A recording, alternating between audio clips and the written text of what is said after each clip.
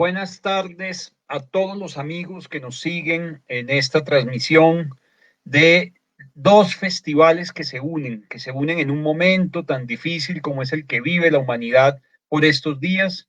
El Festival Internacional de Poesía de Pereira, Luna de Locos, su director Giovanni Gómez, y el Festival Internacional de Literatura Las Líneas de su Mano, festivales que se han venido hermanando desde hace varios años, han querido convocar a estas mesas de reflexión sobre el presente de la poesía latinoamericana. Ha querido convocar a poetas nacidos después de 1970 a que conversen sobre ese devenir, sobre los desafíos, sobre algunas de las tendencias, sobre las grandes preguntas y las grandes certezas que tienen los poetas que escriben en español hoy en día. América es un mar con otro nombre, es un verso de ese gran poeta chileno, Raúl Zurita, en su poema El ascenso del Pacífico. Y nuestras pupilas miraban el portento sin todavía creerlo. Escuchamos de nuevo las rompientes, las infinidades de islas subiendo igual que estrellas sobre el cielo. Allí está el Pacífico, hombre, allí encima de nuestras cabezas, y no lo crees, y tus ojos lloran, y no puedes entenderlo, y tus ojos lloran.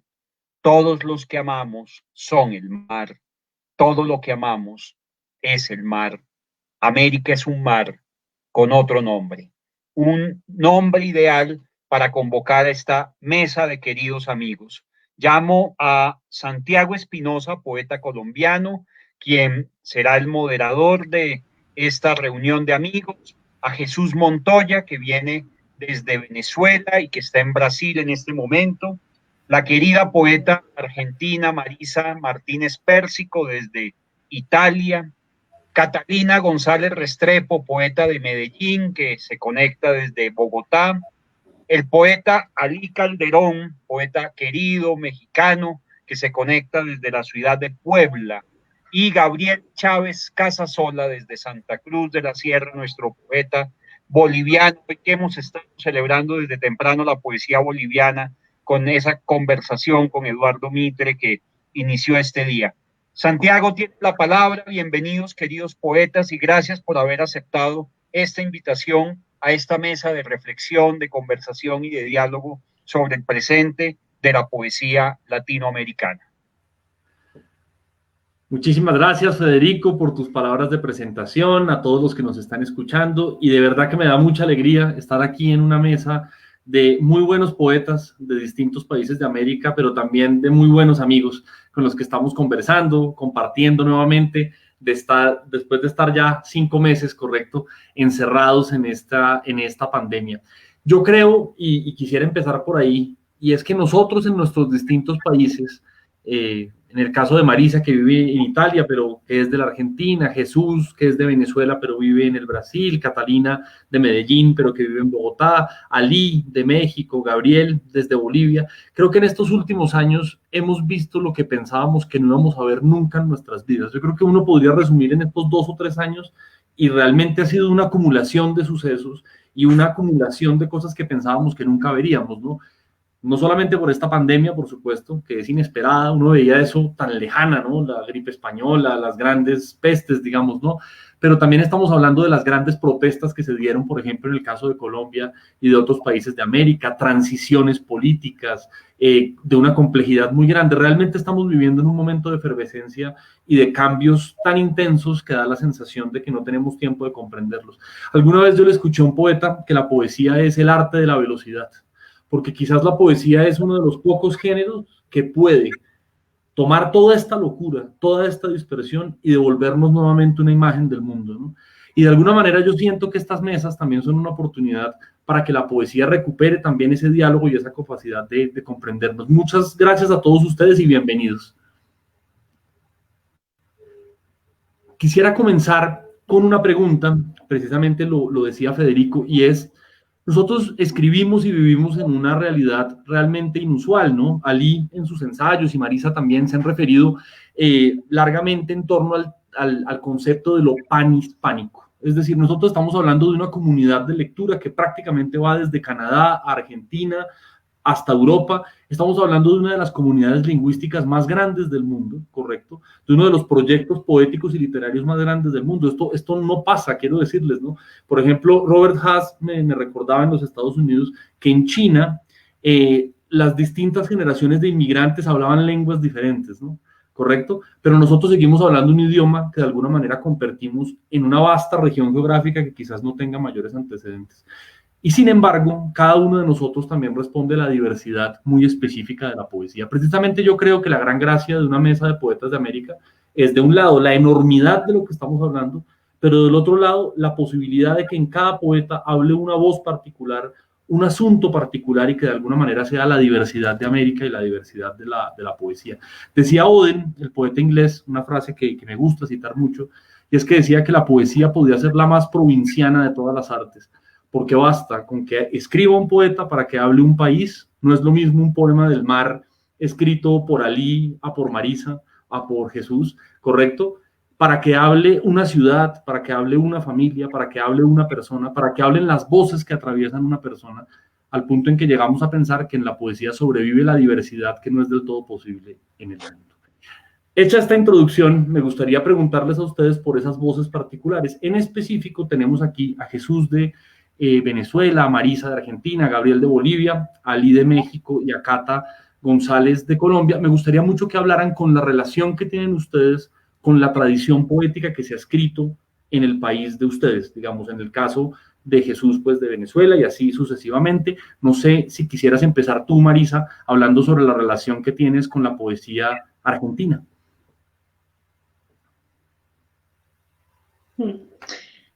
Sí, a ver, en realidad yo me considero un poco postnacional, tengo que decir que esto de la posnacionalidad siempre me ha interesado muchísimo.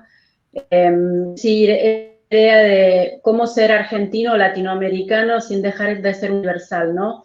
Por eso siempre he leído mi tradición desde una mirada un poco más amplia, ¿no? No quizás telúrica, no, digamos, demasiado ligada siempre a cotos geográficos. Por eso me interesa bastante la poesía. Bueno, hay una línea de poesía que me interesa mucho de mi país, que es la línea más filosófica, ontológica, que bueno, viene de Borges, que también cultiva Hugo Mujica, que fue invitado al festival Las Líneas de su Mano, tuve ocasión de ver en persona, gracias a ustedes, o Roberto Juarros, Antonio Porchia, es decir, toda una línea especulativa que sin dejar de ser argentina, es universal, ¿no? Borges tenía un ensayo donde hablaba de el escritor argentino y la tradición, y precisamente decía que no necesitamos hablar de gauchos, de orillas, de matreros, de suburbios de Buenos Aires para ser argentinos. No necesitamos solamente hablar de eso, podemos hablar del universo, que es también nuestro patrimonio. Con lo cual, digamos que estos son poetas para mí muy importantes, y luego también hay una línea de poesía femenina, pero que yo no puedo dejar en otras, digamos, de encontrar en otras voces del continente, en Uruguay, en México, en Cuba. Bueno, Alfonsina Storni ha sido un poeta importante en lo que tiene que ver con la especulación ligada al género, ¿no? A cuestiones de género en la poesía.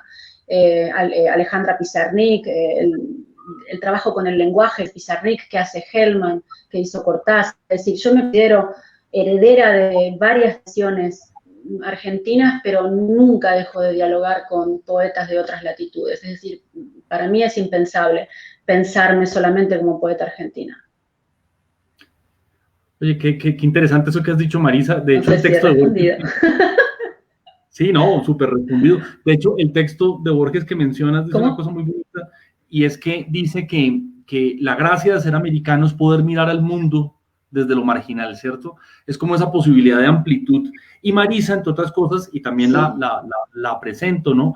Pues representa también una escritora argentina que está en Italia, ¿correcto? Que trabaja académicamente, y quisiera mencionar una cosa a los que nos escuchan, estudiantes, hay muchos profesores también del colegio aquí conectados.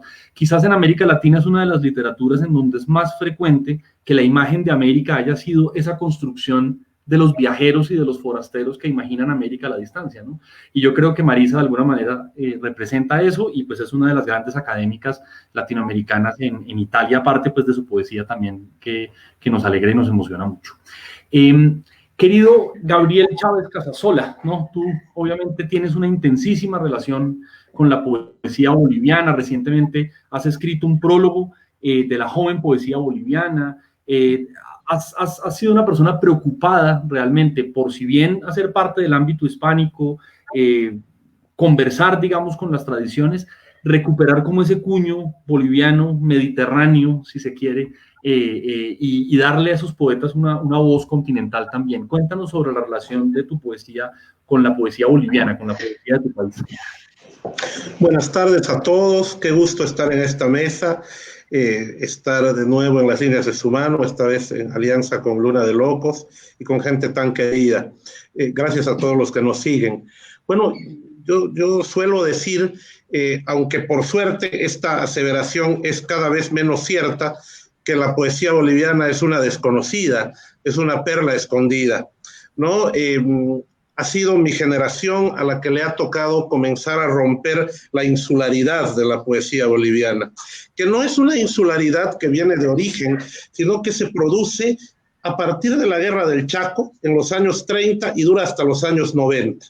La Guerra del Chaco marcó para mi país un punto de inflexión, de reconocimiento, de mirarnos al espejo. Es una guerra a la que nos llevaron los políticos de una manera muy irresponsable, y que terminó con un saldo muy negativo en términos de vidas y de derrota, pero a la vez un saldo muy positivo porque ahí se conocieron. Para los que conocen, Bolivia es un país muy diverso, culturalmente muy plural. No es solo el país altiplánico de las postales. Yo, por ejemplo, vivo en Santa Cruz, que es un lugar tropical, casi amazónico, ¿no? Entonces ahí se conocieron los bolivianos del occidente y del oriente, los bolivianos del campo y de las ciudades, los indígenas, aymaras, quechuas, guaraníes, con los bolivianos urbanos. Y entró un proceso, surgió un proceso de ensimismamiento, de autodescubrimiento, que hizo que Bolivia se mirara al espejo. Creo que era sano, creo que era saludable, pero este ensimismamiento de la poesía y también de la cultura boliviana llegó a su fin. Ahora estamos en diálogo y yo coincido con Marisa. Yo no me veo ni veo a mi generación, y menos aún a los más jóvenes que siguen a la mía, de otra manera que en diálogo con otras poéticas. A la poesía boliviana le hace mucho bien oxigenarse porque le hacía falta. Durante este tiempo se han creado, de ese tiempo de ensimismamiento, voces muy singulares, voces asincrónicas con respecto a su tiempo. La vanguardia ha sido débil aquí. ¿Y cómo clasificas a un Jaime Sáenz, por ejemplo, ¿no? O a un Óscar Cerruto? No son estrictamente, como algunos dicen, un surrealista o un realista. No, son difíciles de clasificar. Pero particularmente creo que este es un momento muy lindo de descubrimiento, de redescubrimiento de la tradición poética boliviana, que es muy fuerte, muy vital, y que además somos un país de poetas, eso sin enojar a mis amigos narradores, y que estamos en un momento de eclosión de la circulación, pero también del estudio y la relectura de esa tradición en un país que no es parricida, sino en el que más bien las nuevas generaciones van tomando la posta de las anteriores en diálogo permanente con ellas y con las más jóvenes. Sí, qué interesante lo que dices. Precisamente esta mañana conversábamos con Eduardo Mitre, uno de los grandes poetas bolivianos, y hablábamos sobre eso, ¿no? Sobre ese secreto de la poesía boliviana que, más que romper, en muchos casos ha tratado de dialogar desde otros lados con el lenguaje, ¿no? Y poetas realmente magníficos. Jesús, ¿no? El más joven de nuestra mesa, que pues obviamente vives en Brasil, allá haces tu poesía, pero por supuesto también tendrás una relación muy intensa con la poesía venezolana. De hecho, estamos preparando una antología binacional, Colombia-Venezuela, y Jesús pues cierra la parte venezolana. Eres un poco como el que hereda toda esa tradición también, de alguna manera. Bueno, yo estoy muy contento de poder estar acá. Cuando fui a Colombia estuve muy feliz, y ahora en realidad esta mesa me parece una mesa extraordinaria y me parece una mesa pertinente, y todo lo que tiene que ver el foro de preguntarnos por qué pasa y qué ocurre con esas conexiones y esas líneas que se van borrando como un espectro de la tradición. Yo acá en Brasil realmente ha sido para mí una experiencia increíble poder conectarme con un espacio que voy a hablar un poco de la poesía venezolana, pero también me voy a referir un poco a la poesía brasilera, en el sentido de que para mí terminó siendo un cortocircuito y una conexión inmensa, de darme cuenta al empezar a leer poetas brasileros y empezar a trazar como esos puentes que no existen y preguntarme, bueno, ocurre esto en Venezuela en los 60, ocurre esto en Venezuela en los 70, el techo de la ballena, ocurre la poesía marginal en Brasil, la dictadura en Brasil, ocurre esto en los años 20 en Brasil. Entonces veo paralelismos todo el tiempo en poetas rescatados de la tradición venezolana como Salustio González Rincones, y ejecutando procedimientos como los de Oswald de Andrade, por ejemplo.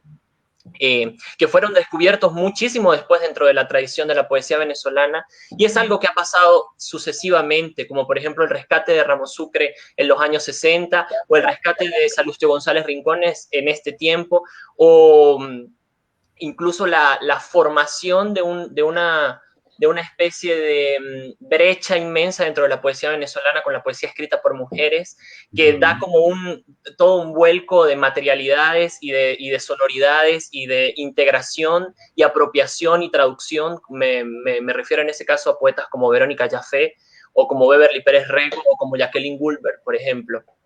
Entonces, un poco que dentro de la poesía venezolana hay, retomo la palabra de Gabriel, hay una especie de desconocimiento de ella afuera, y ahora está empezando a circular la obra, por ejemplo, de poetas inmensos como Yolanda Pantín, como Igor Barreto en España. Sin embargo, por atrás hay muchos poetas que se han perdido en el tiempo, como Rafael José Muñoz, por ejemplo, me referiría.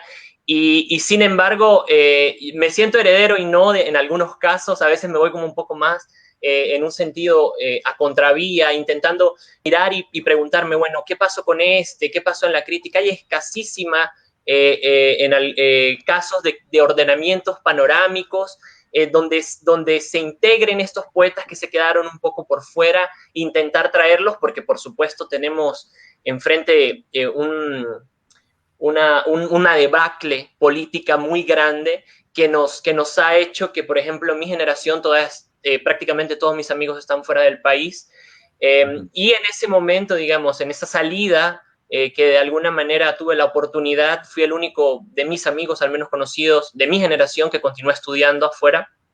Pude culminar mi maestría acá en Brasil y darme cuenta de todo el universo que por otro lado está acá. Y yo me decía, Brasil es frontera con Venezuela, y el espacio que hay allí entre esas líneas de diálogos no existe. Y Brasil es un país que digamos, es parte de nuestra América Latina. Entonces allí, estudiando un poco la idea del portuñol, o cómo se deriva un poco esto dentro de figuraciones de la poesía contemporánea, me refiero también al trabajo hecho por la multinacional cartonera, y al trabajo hecho por lo menos por Fernando Villarraga, donde aparecen poetas como, por ejemplo, Douglas Diegues, o aparecen poetas como Wilson Alves Becerra, o aparecen esta especie de unión de frontera que simboliza, además de estos espacios, también la defensa y la creación de un nuevo lenguaje, entre comillas, porque las lenguas inventadas ya vienen desde la vanguardia, y hay toda una idea de panlengua, etcétera. Solo pensar en Chul Solar y en ese proyecto del neocriollo ya es pertinente. Entonces, más o menos como que me queda, digamos, esa es la deriva en la que traigo.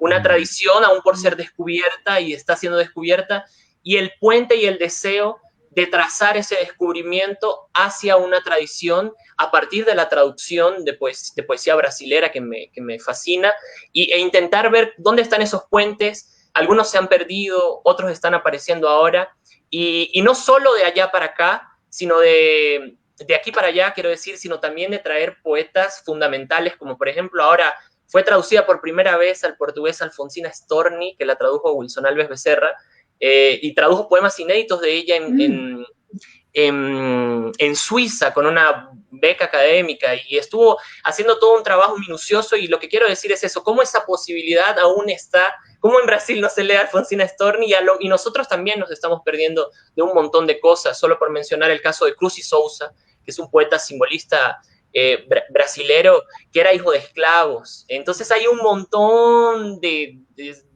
digamos, de constelaciones aún por afirmar y por crear, ¿no? esas son las líneas de nuestra mano, ¿no? También un poco. Qué bello eso que has dicho, ¿no? Bueno, hay que decir que en el caso venezolano, los que nos escuchan, y como lo ha dicho Jesús, pues muy buena parte de sus poetas están escribiendo desde la diáspora, y seguramente las escrituras de la diáspora, esas traducciones, esas amalgamas, pues seguramente generarán otra poesía como respuesta. Catalina González, ¿no? Conocidísima también de aquí, poeta colombiana, una de las buenas poetas colombianas de las últimas generaciones, también editora, directora de Luna Libros. Cata, me gustaría preguntarte por la relación tuya con la poesía colombiana y algo que decía Marisa, que me parece importantísimo, y es que en el caso colombiano, pues ha pasado de manera muy similar a lo que menciona Marisa, y es el rescate y el redescubrimiento de las voces femeninas, y pues que quizás, hay que decirlo, con Cata, con Andrea Cote, con Lucía Estrada, con Tania Ganitsky, con muchas otras voces, realmente lo más interesante que se está escribiendo en la poesía colombiana de las últimas generaciones es la poesía de las mujeres. Cuéntame esa relación, Cata, con la poesía colombiana tuya. Bueno, pues qué gusto estar acá con todos ustedes. Muchas gracias a la línea de su mano y al Festival Luna de Locos por hacer posible este encuentro para pensar nuestro continente, nuestra región de Latinoamérica, aparte, digamos, de nuestros países.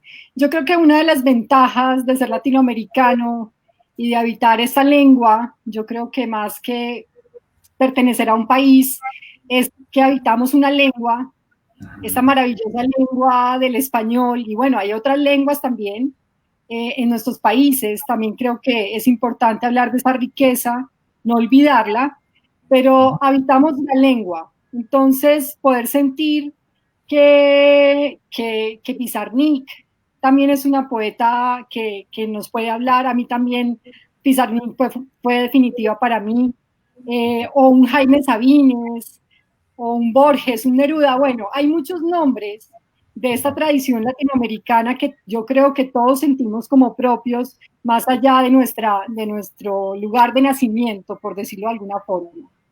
Y es que este idioma tan potente en el que hablamos y escribimos, pues es una tradición inmensa, que además ha tenido estas transfusiones con otras lenguas, que yo creo que eso también es muy importante, no perderlo de vista, y que la poesía es como un lenguaje universal, por decirlo de alguna manera.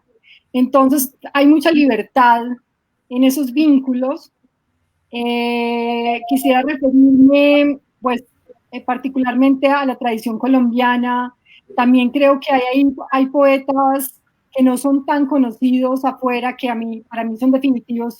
Hablo de José Manuel Arango, un poeta antioqueño, que para mí es fundamental y que no se conoce mucho por fuera.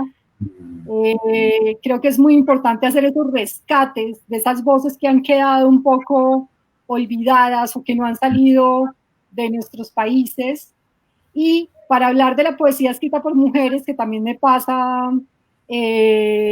como a Marisa, hay una figura que ha ganado mucha relevancia en los últimos tiempos y es María Mercedes Carranza. Yo creo que María Mercedes es una poeta fundamental y definitiva para lo que está pasando en este momento en Colombia, que es esa riqueza de la poesía escrita por mujeres. Pues hay poetas más conocidas como Piedad Bonet, que también para mí fue definitiva, y ese diálogo con las mujeres es importante hacerlo no solo hacia el pasado, sino en el presente también, como tú decías, Santi. O sea, la poesía que están escribiendo las mujeres en este momento en Colombia, hay que establecer también el diálogo no solo hacia atrás, sino hacia el futuro. Y pues ahí hay voces fundamentales como las que tú ya mencionaste, y para decir otros nombres voy a decir a María Gómez Lara y a Amalia Moreno, y hay también poetas más jóvenes como Kirvin Larios de Barranquilla, que son increíbles. Yo creo que la poesía está pasando por un muy buen momento y eso da mucha esperanza y alegría. Sí, totalmente de acuerdo. Cata mencionaba algo en su respuesta que me parece también importantísimo, y es que cuando hablamos de lo panhispánico, de la lengua española, pues no es una entidad uniforme y tranquila, es decir, ahí están obviamente las lenguas indígenas, los traductores, ¿no? Decía Haroldo de Campos que esta es una generación como de antropófagos que todo el tiempo están traduciendo, interpretando, ampliando sus realidades a partir de los cruces, de escritores que escribieron en el exilio, en la diáspora, etcétera. Precisamente sobre muchas de esas búsquedas, Ali Calderón, nuestro querido amigo, poeta mexicano, digamos, líder de tantas otras cosas como Círculo de Poesía, como el esfuerzo editorial, allí viene escribiendo, pues aparte de sus muy buenos poemas, ensayos muy, muy hondos y muy profundos donde ha pensado lo americano. Incluso una de las recientes publicaciones de Círculo es una antología de poetas que viven en México y que escriben en lenguas originarias, ¿no? Ali, ¿cómo ha sido esa relación tuya en concreto con la poesía mexicana, con esa infinita diversidad, digamos, que es la poesía mexicana? Hola. Bueno, primero me parece súper feliz que estemos aquí, ¿no? Hace unos meses nos encontramos con Gabriel, con Marisa, y me estaba acordando de la última vez que nos vimos con Catalina, con Santiago, creo que fue en el Bogotá Beer Company o algo así, ¿no? Sí. Una noche magnífica. Oye, bueno, yo quiero empezar diciendo que yo creo que la tradición no se hereda, sino que se elige. Es decir, que tiene que ver más que con una aceptación, digamos, acrítica o territorial, con un modelo de lectura, con una manera de leer, una manera de entender las cosas. Desde esa perspectiva, yo creo que primero, cuando uno escribe, en lo que escribe uno, en sus versos, en los poemas, pues resuenan todas las lecturas que se tienen. Evidentemente, casi todos comenzamos leyendo nuestra poesía nacional. Y después, pues no después, al mismo tiempo, para nosotros, ¿qué es el cuento? Pues es Borges, es Cortázar, ¿no? Pero al mismo tiempo es Rulfo. Y como decían hace ratito, es Neruda, y es Vallejo, y es Huidobro. Es decir, participamos de un flujo común, ¿no? Eso me parece muy, muy importante. Yo veo ahora, por ejemplo, a mis alumnos en la universidad sorprenderse que les encanta la poesía, por ejemplo, de María Emilia Cornejo, una poeta peruana, suicida en 73. Y uno diría, unos poetas mexicanos, unos chicos mexicanos leyendo a María Emilia Cornejo, ¿cuándo lo hubiéramos pensado? Bueno, está sucediendo. O he visto mucha gente sufrir con Razones del ausente, por ejemplo, de Darío Jaramillo, y uno lo vuelve a leer y dices, Dios, o sea, me tengo que sacar el puñal del corazón porque te duele, ¿no? Es decir, nos emocionamos con cosas que nos pertenecen a todo. O ese vigor de los versos de Gervasi, ¿no? Que es como un río y qué potencia tiene. O incluso nos educamos políticamente. Yo me acuerdo, por ejemplo, esa novelita del boliviano Renato Prada sobre el Che Guevara, los fundadores del ALBA. Es decir, yo creo que participamos de una lengua común, de un imaginario común, y que evidentemente en nuestros distintos territorios pues tenemos particularidades que nos nutren además, ¿no? Y que se notan cuando escribimos, cuando nos encontramos. Eso me lleva a la segunda parte de la respuesta. Fíjate, ¿en qué año sería? 2016 quizás, hubo como un workshop de traducción en China, en Beijing, y para mí fue importante, porque estuve platicando mucho, me hice amigo de Bas Quackman, que estuvo hace un par de años también en Las líneas de su mano. Él es el director, él es narrador, y él es el director del Festival de Rotterdam, del Poetry International. Entonces me pareció bien interesante platicar con él. Yo le decía, oye, ¿y qué lees tú que conoces a todos, de todos lados, un poeta de Bali, un poeta de Singapur, de todos lados? ¿Tú qué lees del español? ¿Qué estás leyendo de la poesía en español? ¿Algo de España, de Latinoamérica? Dice, no, ahorita no estoy leyendo nada. Le digo, oye, ¿por qué? Pues creo que no hay nada interesante. Le digo, no, ¿cómo? Espera, ¿cómo que no hay nada interesante? Le digo, imagínate, son 600 millones de personas hablando español, con un montón de dramas de todos tipos, ¿no? Y a veces el español se combina, como decía Jesús, con el portugués y con el guaraní, y entonces hay cosas bien locas, o sea, tenemos un universo, 600 millones de personas sufriendo, viviendo, pensando el mundo. Le decía, no, mira, te voy a dar nombres, y ya le daba nombres y tal. Y bueno, en los años siguientes comenzó a invitar a gente del español. Tan solo en la emisión anterior, cuando se cumplieron 50 años, había invitado a Zurita y a Frank Baez, ¿no? Y años atrás había estado otros poetas, ¿no? Pero llevaban muchos años de que no voltearan a ver el español. Y yo quiero decir que también es la difusión de la poesía, la escritura de poesía, también es una pequeña lucha política por incluir a la poesía en español en el concierto de las naciones, es decir, que también circule, es un poco también la idea que tenía Jesús hace ratito. Entonces, yo creo que estamos en condiciones de mostrar una poesía absolutamente plural, extraña, rica, interesante. Entonces, pues yo creo que estamos en un gran momento para escribir poesía en español. Y pues ese momento tiene que pasar naturalmente a nuestros países, ¿no? Que yo creo que también hay gran vitalidad. Yo lo que veo, a mí que me toca editar y leer poesía de muchos lugares, yo veo una gran vitalidad en cada país. Hacía Gabriel hace poco una muestra de poetas jóvenes bolivianos, y entonces que se leían mucho, y que, o sea, se ve que hay mucho ahí. Hemos hecho varias muestras de poesía venezolana.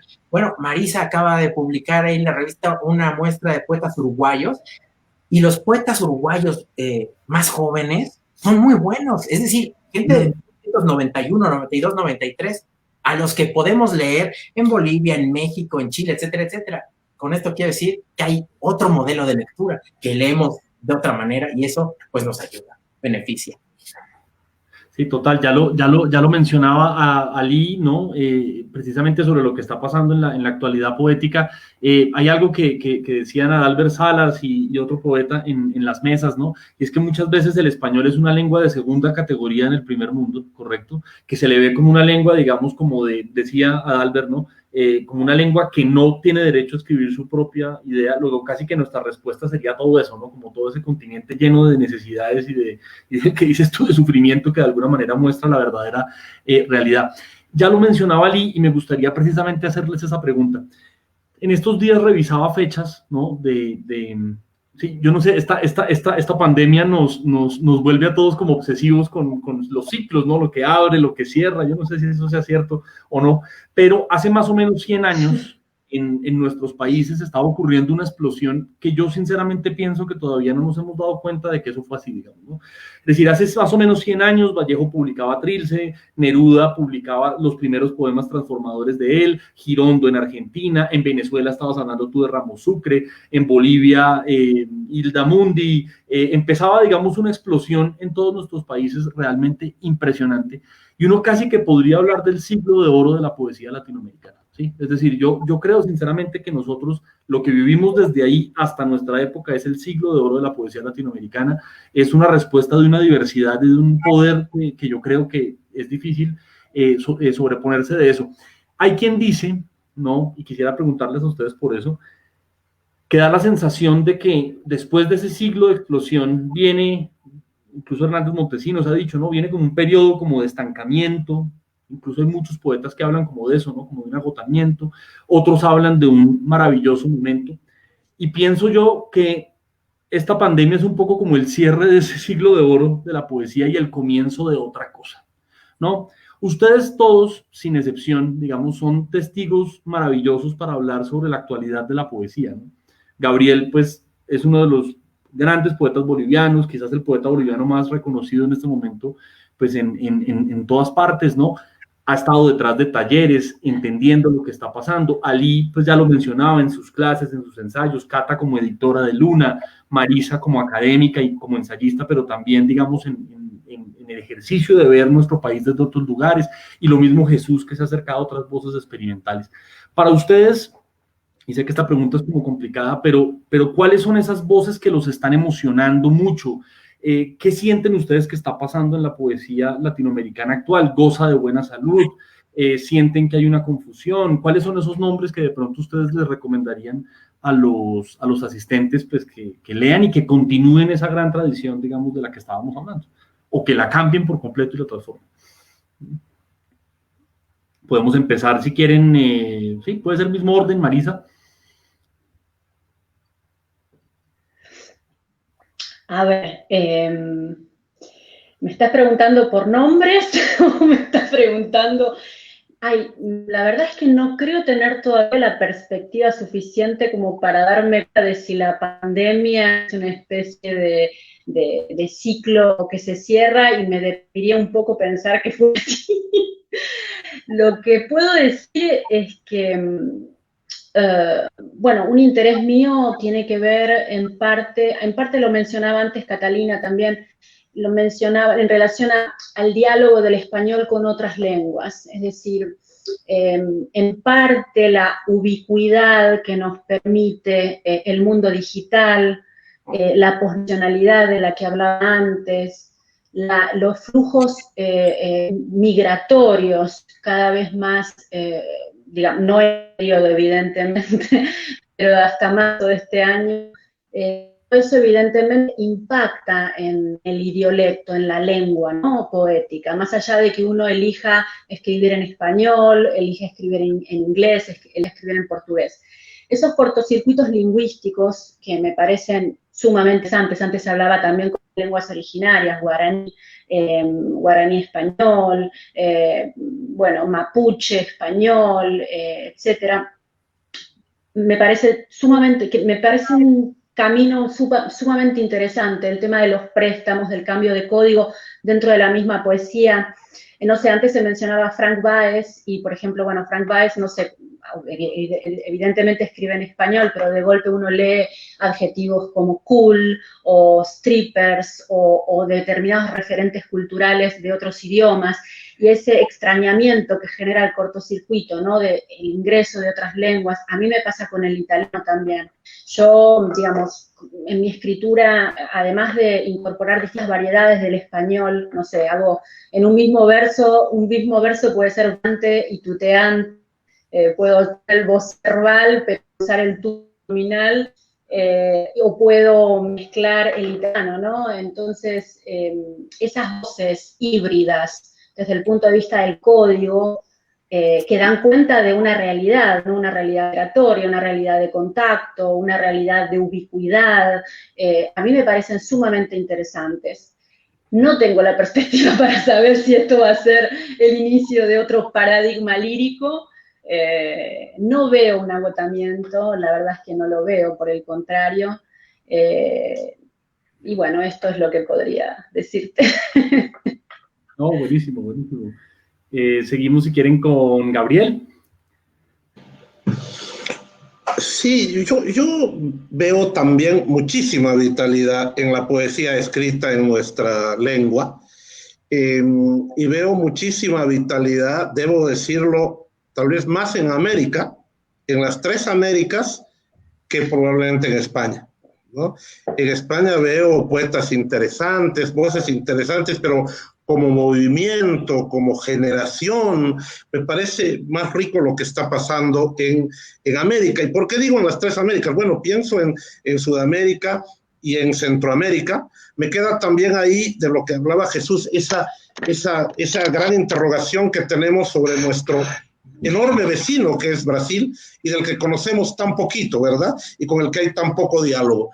Y luego está, por supuesto, México, pero también la diáspora de tantos países en Estados Unidos, que ha tenido un efecto muy interesante de ida y vuelta sobre la poética que escribimos en este momento, y no solo a nivel de influencia de determinados autores que escriben desde allá y publican desde allá, sino también en este flujo de lenguajes, considerando además la presencia cultural de los Estados Unidos, para bien o para mal, que ha dejado su registro. Mi generación, pienso en lo que acaba de comentar Marisa, mi generación escribe y de pronto pone cosas en inglés, porque hemos crecido con el lenguaje de la televisión, el lenguaje del cine, de las series, de la cultura popular, de la música, ¿no? Y eso es un trazo que para nosotros es tan real como puede ser el trazo que ha dejado el quechua, o el aymara, o el guaraní, en el habla popular boliviana con ciertos giros.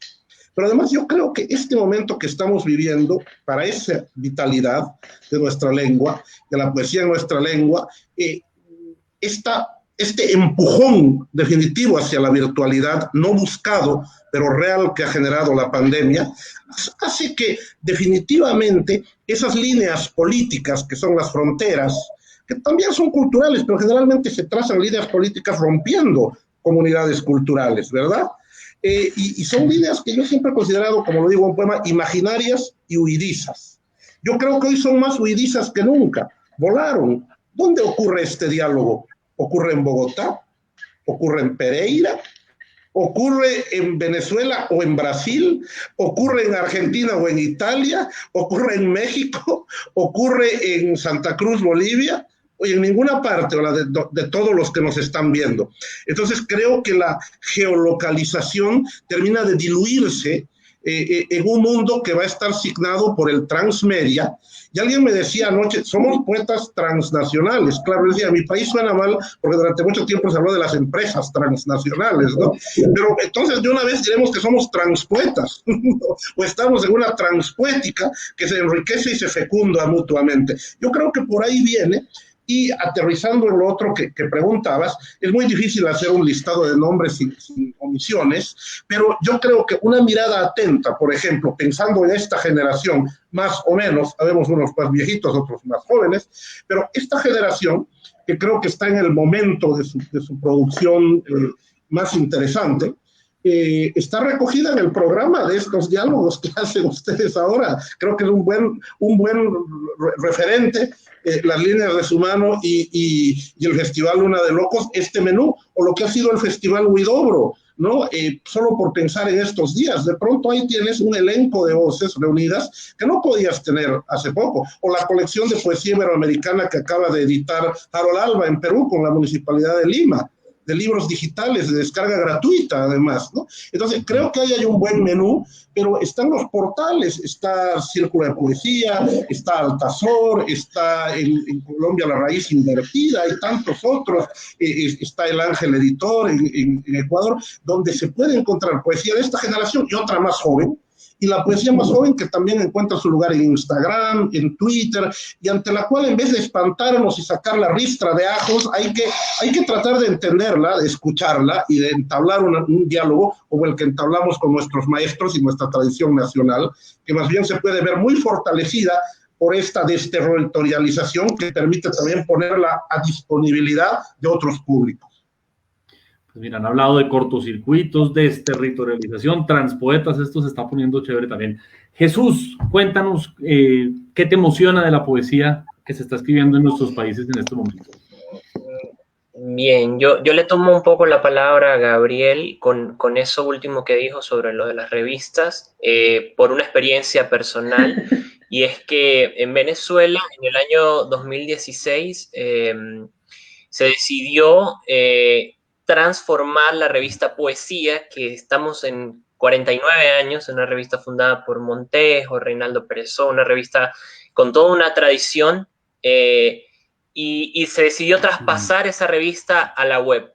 Entonces, el trabajo colectivo que se ha venido dando desde entonces en una revista que originalmente era impresa y que debido a las problemáticas cerró incluso la imprenta donde era impresa, se llevó acá, y resulta que por paradojas ha sido muy beneficioso porque se ha podido editar más que una simple revista que salía, simple me refiero en menor cantidad, que salía de manera semestral en la Universidad de Carabobo. Ahora hacemos sumarios, a veces semanalmente, a veces cada 15 días, pero hubo un momento en el que se estaban haciendo consecutivamente cada semana un sumario diferente, lo que nos ha permitido trazar, digamos, pequeños panoramas con poetas centroamericanos, con poetas bolivianos, con poetas mexicanos, con poetas sobre todo de América Latina. Hemos traído también poetas brasileros que los hemos traducido al español, y hemos visto, por supuesto, toda esa mudanza de soporte de esa revista impresa, traspasarla a la web y sin hacer que perdiese su esencia, ¿no? Y hablo de esto porque también hay otra serie de plataformas venezolanas que comenzaron a actuar. Me referiría, por ejemplo, a la Fundación La Poeteca, que liberó sus libros a libre descarga también. Me referiría a Digo Palabra, que también es otra plataforma. Me referiría a Poetas Venezolanas, que también es otra plataforma. Entonces hay una serie de espacios que empezaron a funcionar y que nunca los dejo de observar como parte también de un asunto con la crisis. Entonces, la crisis, de alguna manera, otorga buscar otros vericuetos para mostrar lo que se está haciendo en Venezuela y desde Venezuela también mostrar lo que se está haciendo en otras partes de América Latina. Es decir, si hoy abrimos Facebook, por ejemplo, observamos una entrada de la revista Poesía, una entrada de la revista Altazor, una entrada de la revista Círculo de Poesía, por ejemplo, y vamos a ir observando una cantidad de poetas y es increíble porque muchas veces todos son diferentes. No sabemos de dónde sale cada uno, con cuál conexión y resulta, oh, mira, este es un poeta mexicano, oh, mira, este es un poeta. Entonces hay como una especie, digamos, de globalización del contenido que no, tal vez no sea digamos, la globalización del contenido, pero en términos democráticos de poder acceder a esos poetas que antes era imposible conocerlos. Entonces, tal vez, para volver a la pregunta del principio, tal vez la gran pregunta sea cómo ordenar después toda esa cantidad de flujos y de poetas y de, digamos, de distintos diálogos, porque cada uno tiene soportes diferentes. Hay poetas que trabajan con videojuegos, hay poetas que trabajan con internet, hay poetas que trabajan aún desde la palabra y con otros soportes lingüísticos como imagen, hay poetas que trabajan, hay poetas que hacen discos. Entonces, digamos, esa especie de integración donde todo se está viendo ahora en la pantalla y donde nosotros estamos siendo parte con nuestros cuerpos de esa misma experiencia. Por eso le tomaba la palabra a Gabriel, que me parece muy importante esa brecha, es cómo nosotros de alguna manera sí participamos de un momento completamente distinto, digamos, por este tipo de experiencias, hasta pensar en los propios materiales de escritura que ya venían asomándose desde la modernidad, pero que ahora se transfiguran en esto, tal vez innominable aún para nosotros. Y bueno, más o menos eso. Respecto al panorama, los nombres son muchísimos, ¿no? No podría decir, pero hay un montón de poetas jóvenes venezolanos que lamentablemente por una diversa serie de asuntos no han podido publicar sus libros, pero son un montón de poetas y son increíbles todos y decir un nombre me haría reducirlos a eso, ¿no? Entonces lo dejo abierto porque son muchos y sobre todo de mi generación. Oye, hay algo que pienso y es que la imposibilidad de decir nombres precisamente habla de la muy buena salud de nuestra poesía, ¿no? Que tú no puedas decir como no, es que hay un tipo en Puebla que sí está haciendo buena poesía en medio de... ¿sí? No, realmente tenemos muchas voces y eso es muy interesante. Cata, tú como editora, como escritora, ¿qué te emociona de lo que está pasando ahorita en la poesía que se escribe en nuestros países? Bueno, aparte de lo que ya comentaron, yo creo que todo estas revistas nos permiten conocer y leer y como explorar esta multiplicidad de voces, que yo creo que es como lo que hay ahora. Quisiera hablar de las editoriales, porque yo creo que también están cumpliendo una labor, las editoriales independientes, sobre todo en cada país, que están haciendo antologías, están haciendo apuestas. Pues en México está Círculo de Poesía, en Ecuador está La Caída, en Venezuela está Libros del Fuego, en Argentina hay demasiadas, digamos, para mencionar a Caleta Olivia, yo qué sé, bueno. En Colombia también, aparte pues de Luna Libros, hay unas editoriales como La Jaula, como Cardumen, que están apostando por nuevas voces. Entonces mi recomendación sería como a seguir esas editoriales independientes, aparte de las revistas. A veces no es tan fácil el tránsito, porque los objetos no viajan tan bien en nuestra región, pero hay también ya ebooks, audiolibros, que hay otras formas y otros formatos. También quisiera rescatar eso que dice Jesús. Por ejemplo, hay un libro muy interesante de una poeta colombiana, Daniela Prado, Espacios Habitables, en el que ella juega con el collage y el videopoema. Entonces hay que empezar a abrir también a esos otros formatos, a mirarlos. Sí, esa es como la invitación a estas editoriales independientes que están haciendo unas apuestas por esas voces tanto en cada país como también con antologías más amplias. Por ejemplo, también me parece buenísimo ese proyecto de poesía colombo-venezolana, que ojalá salga muy pronto, que hizo Santiago con Adalbert. Entonces hay mucha gente, hay muchos poetas también que están dedicados de alguna forma a la divulgación de la poesía. Y eso también me parece que es uno de los grandes valores que hay ahora, porque no solamente se está escribiendo, sino que se están buscando las formas para establecer los diálogos entre todos. Y finalmente, Ali, que has incluso escrito mucho sobre el tema, sobre lo que se está escribiendo, incluso hablas del tiempo postutópico, ¿no? ¿Qué te interesa y qué te emociona de esto que se está escribiendo ahora en nuestros países? Fíjate, ahorita estaba pensando que a lo mejor ya nosotros somos como el neolítico de este espacio colectivo, ¿no? Entendiendo que también en los años 60, por ejemplo, hubo un gran acercamiento entre los países y evidentemente en la vanguardia, en el modernismo. Pero se perdió, ¿no? En los 90 no había tanto contacto, o sea, tampoco. Y me estaba acordando que la primera vez que yo fui a un festival fuera de México, fue en Colombia, fue ahí en Pereira. Me acuerdo que nos encontramos con Cata, con Juanfe, hace ya un montón de años. Por eso decía que somos como el neolítico de lo que está pasando ahora. Fíjate, yo quiero pensar en 3 puntos esta respuesta. Primero, hay algo que me impresionó siempre. Un sociólogo norteamericano, Emanuel Wallerstein, en 1995, tiene un libro que se llama Después del liberalismo. Él decía, hacía sus mediciones económicas y no sé qué, sus tablas, y él decía, estamos entrando en un periodo de incertidumbre absoluta, total. No sabemos que va a durar 50 años, no sabemos cómo van a salir los países, no sabemos qué va a pasar, mejor, peor, pero van a ser 50 años de una incertidumbre absoluta. Lo estaba diciendo en 95. Ya vemos que se perfila que va a salir todo peor, ¿no?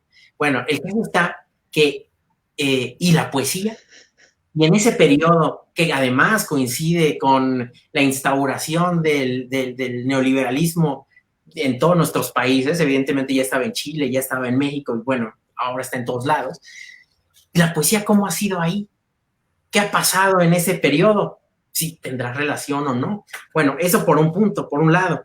Y yo pensaba que al menos lo que sí deja este tiempo de incertidumbre, digamos, en la economía, etcétera, etcétera, sí tiene que ver con cómo leemos poesía.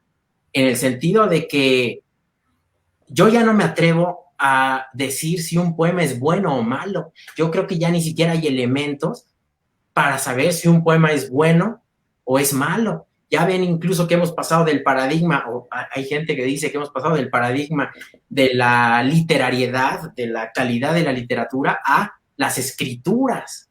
Es decir, del poema a las escrituras. Entonces la escritura, lo que llaman escrituras, se mide del mismo modo. Pues no. Yo, la verdad, perdónenme, he leído mucha poesía a lo largo de mi vida, mucha literatura, mucha teoría, y no tengo modo de saber si un poema es bueno o malo, o peor, desimporta si un poema es bueno o malo. Qué cosa tan grave, ¿no? Eso nos lleva al segundo punto, que tiene que ver con los agotamientos, o no, o qué. Yo digo que sí. Yo digo que hay mucha vitalidad porque se escribe mucho, pero tampoco sabemos si es bueno o malo. Pero lo que yo sí veo es que tenemos como una repetición de maneras y de estilos. Es decir, como si estuviéramos repitiendo lo que se ha hecho de hace 100 años. Hace 100 años se estaba muriendo Apollinaire, escribió el Esprit Nouveau en el 18, y todas esas cosas de las que hablaba, el soporte, el cine, la música, son cosas que estamos haciendo ahora de otras maneras, que el DJ, que la manera de articular, pero son cosas que ahí están. Y la poesía coloquial, que no sé, a lo mejor puede iniciar con nosotros, ¿quién será? No me atrevo a decir algo así, pero Darío, en la epístola a Madame Lugones, o Salvador Novo en los 20 poemas, eso es súper vigente. Son poemas, lo de Novo se escribió en 28, por ahí, y son poemas que pueden sonar vigentes hoy. Eso me escandaliza a la luz de aquello que decía Pound, no porque lo diga Pound es la palabra de Dios, pero me escandaliza cuando Pound dice, ninguna buena poesía puede escribirse en el estilo de hace 20 años. Y digo, en la madre. O sea, y nosotros estamos escribiendo como hace 100. Y entonces, ¿qué está pasando? Bueno, evidentemente se juega, se parodia, hay muchas cosas, por supuesto, pero no dejemos de tener eso en consideración. Ahora, también hay que pensar que lo nuevo es un fetiche, ¿no? La novedad también es un fetiche. Bueno, luego, de nombres, pues hay un montón de nombres. Fíjense qué difícil es, no sé si les pasa a ustedes, pero qué difícil es pasar de ser poeta joven. Tú todavía eres joven, Jesús, qué maravilla, pero qué difícil es pasar de ser un poeta joven a un poeta que van pasando los años. Porque se vuelve muy difícil la relación que se empieza a mantener con los más jóvenes, en el sentido de que mucha gente de mi generación ya no lee jóvenes. Y tampoco es que, o sea, tampoco es que sean los supermaduros, pero ya no leen gente que nació en 95, 96, en 97. Entonces valdría la pena acercarse a leer también de otra manera. Claro, nosotros estamos acostumbrados a leer hacia arriba, pero también leer, digamos, generacionalmente hacia abajo es importante. Y yo estaba pensando en nombres. Yo digo, pensar en grandes poetas ya no funciona. Y a lo mejor nunca ha funcionado, porque lo que hace eso es como fetichizar la poesía y importa más el nombre que el poeta. Y luego dicen, oh, va a venir el gran poeta no sé qué, y siempre ponemos la palabra gran, el gran poeta no sé qué, y luego escuchamos los poemas y nos quedamos como, y eso era gran. A lo mejor el prestigio de un autor le estorba a los poemas, ¿no? Yo pienso que sí. Entonces a lo mejor vivimos una época no de grandes poetas, sino de grandes poemas o buenos poemas. En ese sentido, yo estaba pensando en poemas jóvenes, de gente joven, que me impresionó. Yo estaba pensando, por ejemplo, en una chilena que se llama Fernanda Martínez Varela, para que le echen un ojo, ahora está en Nueva York. Buena poeta. Estaba pensando en una peruana, Valeria Román, mallorquín. Valeria Román, Put Me in a Movie. Es un poema interesante. Estaba pensando en una colombiana que yo no conozco, que nunca he visto en mi vida y que la leí y me pareció buena. Creo que lo platiqué contigo, Santiago, que se llama Alejandra Lerma, un poema sobre un muerto en un puente que me impresionó mucho. Y fíjate, tenemos acceso a poetas que nunca hemos visto y a lo mejor que nunca vamos a ver, no sé, pero que ahí están y que están haciendo cosas que son interesantes. Pienso en un poeta mexicano de 93, Elvis Guerra, poeta mushe, poeta raro en el sentido de que no es que sea homosexual, es que lo mushe es un tercer género y entonces cuenta el mundo desde el tercer género y uno dice, vea qué está pasando aquí. Bueno, muy interesante y además con la cosa de que pertenece a la lengua Didatzá, o sea, a esta comunidad indígena, lingüística indígena, y entonces todo se vuelve más complejo, muy interesante. En Venezuela, pues aquí tenemos un buen ejemplo, Jesús, que es un magnífico poeta, ese poema de la moto y el padre, ¿te acuerdas? Es un magnífico poema, no porque estés aquí lo digo, sino porque de verdad es un poema magnífico, y hay otra poeta venezolana buena que se llama Raquel Avent, tiene unos poemas recordando cosas como de la Segunda Guerra Mundial, de la familia en la Segunda Guerra Mundial, que son muy buenos. Entonces, montones de autores, y quizás habría que buscar no los grandes poetas, sino los grandes poemas. Yo iría por eso. Sí, qué interesante eso que dices. Aprovecho para compartirles algunas de las cosas que ha dicho el público. Dice Pedro Arturo Estrada, poeta de Medellín, también muy querido. De acuerdo con esta línea de reflexión, es posible pensar un nuevo canon poético hispanoamericano. Me parece que es o hay que revalidar ese concepto, dice Pedro Arturo. Dice Alba Luz Huérfano, estudiante de la Universidad Central. Dice, qué grato escucharlos, abrazo a los poetas. Néstor Mendoza, poeta venezolano que vive en Colombia. Fíjense ustedes también esa realidad binacional que estamos viviendo nosotros. Un abrazo a Néstor. Dice, saludos a los poetas. Diego Cuervo, viva la poesía, viva Luna de Locos. Acuérdense que este evento es en asocio Luna de Locos y Líneas de su Mano. Claro que sí, viva Luna de Locos. Qué grato escucharlos esta tarde, dice Alejandro Ávila. Bueno, muchos amigos que los saludan en este momento.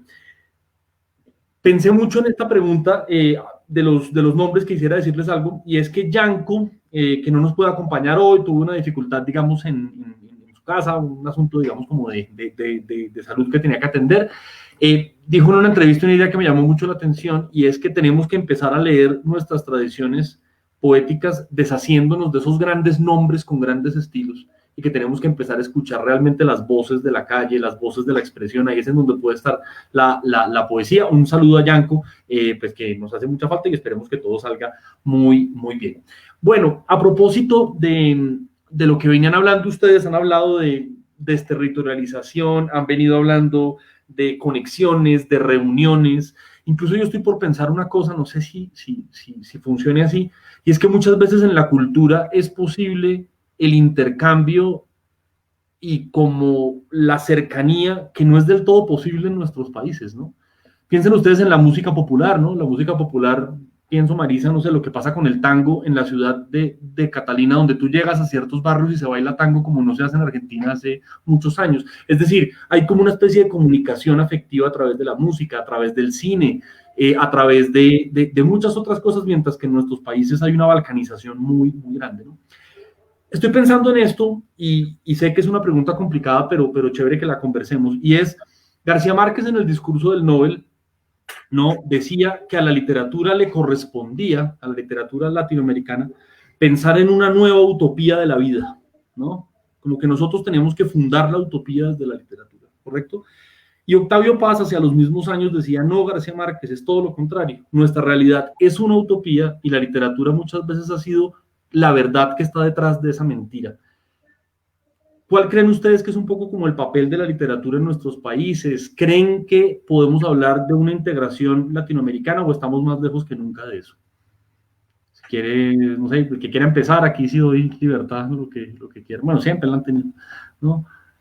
Si alguien quisiera como... Bueno, si quieren, yo empiezo.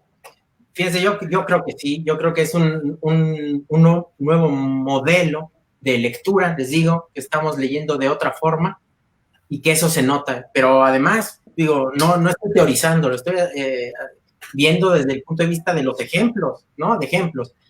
Yo me acuerdo en 2015, ¿no? En 2015. Entonces, hay una lectura que hacemos en Ciudad de México y esa mesa creo que la cerró nuestro amigo Federico Díaz Granados. Un montón de gente, 300 personas, lleno de gente, ningún acarreado, gente que va a llevar poesía, a leer poesía, a escuchar poesía. Y al final, me acuerdo que se generó una atmósfera en su lectura que propició un aplauso largo y sentido y muy emocionante. Y entonces yo decía, o sea que un público mexicano se encuentra muy fácilmente con la sensibilidad del colombiano. Pero es entonces que mis amigos y yo leemos a Néstor Perlonguer, Alambres, que a mí me parece la última gran noticia de la poesía latinoamericana, la poesía en español, y yo veo una potencia y digo, me emociono muchísimo con algo que se escribió en Sao Paulo hace 30 años, un argentino que escribió en Sao Paulo hace 30 años. Nos estamos educando así. Les decía hace rato el ejemplo de los chicos, mis alumnos que leen a María Emilia Cornejo y se vuelven locos. Es decir, sí se está leyendo de otra forma, de otra manera. Fíjate, hace rato hablábamos de lo español. Yo decía que en la época, por ejemplo, del neobarroco en 96, viendo las antologías que se publican en esa época, casi siempre son antologías latinoamericanas. Como que lo latinoamericano, y hasta la fecha muchas veces, tenía cierto desprecio por lo español y viceversa. Fíjense la palabra que estoy utilizando. Eso es lo que se sentía.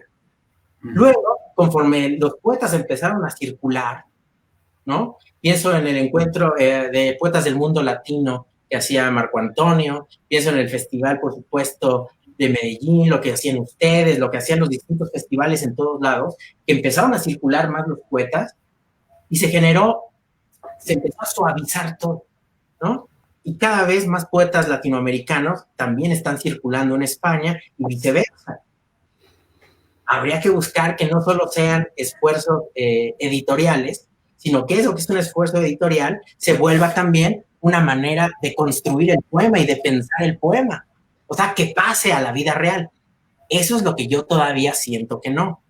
que ni nosotros somos muy españoles, ni ellos son muy latinoamericanos, pero cada vez más. Cada vez hay rasgos al margen de lo editorial, que sí hay gente que parece, pienso en Laura Casielles, por ejemplo, que tiene mucha onda y que a veces hace cosas, giros latinoamericanos, o pienso en Ana Gorrilla con poemas breves, ¿no? Entonces hay muchos poetas que están haciendo, y a lo mejor la palabra en el asunto transatlántico es dejar el desprecio de lado, que todavía existe y que todavía tenemos y experimentamos. Muy interesante. Alguien decir, incluso Gabriel creo que mencionó en una entrevista reciente diciendo, es que la utopía es la literatura que se está haciendo. Gabriel. Sí, mira, ahora la realidad se ha vuelto una distopía. Y las utopías políticas han sido traicionadas, son una desilusión, son una distopía. La realidad una distopía, las utopías unas distopías, un desencanto. Pero en cambio aquí sigue la poesía por algún motivo inexplicable desde la noche de los tiempos. Antes nos reunía en torno a una hoguera, a una fogata, ¿verdad? Ahora estamos reunidos en torno a una pantalla roja con estas ventanitas que nos permiten romper el aislamiento, ¿no? Quebrar esta situación y contagiarnos amistad, esperanza. De pronto, lo nuevo que puede ofrecer la poesía, pienso en esta nueva lectura, en este nuevo modo de leer del que habla Lee, por ahí también es lo viejo, es decir, hemos sacado a la poesía de un momento en el que se volvió muy críptica, muy metapoética, y resulta que los festivales y las lecturas en público lo que hacen es que la poesía vuelva a ser canto y cuento, como decía Octavio Paz en un precioso ensayo de ese librito un poco olvidado que se llama La Otra Voz, ¿no? De ensayo sobre poesía. La poesía vuelve a ser canto y cuento y canto. No sabemos si el canto de un cuento o el cuento de un canto, ¿no? Y así oralmente dicha, como en las lecturas, como la transmitimos, como la recogemos, oyéndonos, leyéndonos, reinventándonos las editoriales, los poetas, atendiendo a voces jóvenes, atendiendo a los maestros, sigue la poesía siendo capaz de reunirnos, siempre vieja y siempre nueva, tal vez porque ella misma es la utopía, o es una especie de atopía. Ella realiza lo que no pudo hacer el emperador chino del que hablaba Borges, que quiso abolir el tiempo y el espacio, ¿verdad? El tiempo quemando los libros y el espacio levantando la muralla. La poesía sí puede hacerlo, derriba murallas, derriba fronteras y puede abolir el tiempo, porque así como conversamos ustedes y nosotros en esta tarde con la gente que nos sigue, podemos más tarde conversar con un poeta de hace 2 siglos o de hace 2000 años, o estar leyendo una selección de poetas nacidos 15 o 20 años después que nosotros. No sé quién más quiera, no sé, de pronto Marisa, si quieres sumar algo. Yo creo que sí. Creo que sigue siendo un desafío seguir rompiendo estos circuitos endogámicos de circulación de la poesía, seguir tomando espacios por asalto, ¿no? Pienso, por ejemplo, en los paisajes lingüísticos, bueno, que el linguistic landscape, es decir, cómo la puede asaltar espacios, ¿no? Convertirse en letrero, convertirse en mural, asaltar el metro, en los trenes, los transportes públicos, pasar a otros espacios, la didáctica, la escuela, etcétera, y no necesariamente solamente en las clases de literatura, es decir, tomar espacios para romper esos circuitos, como decía, endogámicos, ¿no? Que la poesía utilice la imaginación, o digamos, los gestores culturales utilicen su imaginación para captar nuevos espacios donde se pueda difundir la poesía, que no nos leamos solamente nosotros y nos escuchemos solamente nosotros. No pasa, pero el desafío creo que sigue siendo romper estas fronteras. Totalmente de acuerdo. Cata, si quisieras dar tu sí, me gusta mucho la idea que plantea Ali de que son ahora los poemas, casi como que no importa mucho quién lo escribe o no. O sea, obviamente los poemas están asociados a un nombre, sí, pero no, pues ahorita pensaba en, sí, aparte de que esos grandes nombres ya no están, ha llegado la época de los poetas menores, como dice Simi, que eso llegó hace 20 años, pero ahora también es como que no importa mucho el nombre del poeta, sino lo que importa son los poemas. Y yo comparto totalmente esa idea. Ahora lo que importa son los poemas, y también hay unos poemas que uno se encuentra con un poema y claro, reconoce, se acuerda de, obviamente, de quién lo escribió y memoriza el nombre de ese poeta. Yo ahorita les mencionaba algunos, pero lo que importa ahí no es el nombre del poeta, sino el poema. Y yo creo que eso es lo que estamos viviendo ahora. Ahora, ¿qué va a pasar? ¿Cómo va a ser esa explosión? Porque es como que ya son muchos poemas que conmueven, que impactan. Habría que pensar cómo ir ordenando todo eso para un canon posible. Ese sería lo que le dejamos a los académicos y a los críticos que piensen. Pero yo sí creo que hay una nueva forma de leer. Estoy totalmente de acuerdo con Ali. Y finalmente, Jesús, ¿no? Que pues eres un testigo de excepción realmente de estas realidades, porque bueno, pues quizás el último intento de aquello fue el socialismo siglo XXI, etcétera. Yo creo que tú tienes mucho para decir también de esto, ¿no? El socialismo del siglo XXI es un invento de un triste coronel. Voy a citar a Igor Barreto, de eso del triste coronel, que está en un libro que se llama Carreteras Nocturnas, que por cierto ya estaba revisando para mi proyecto que estoy escribiendo ahora.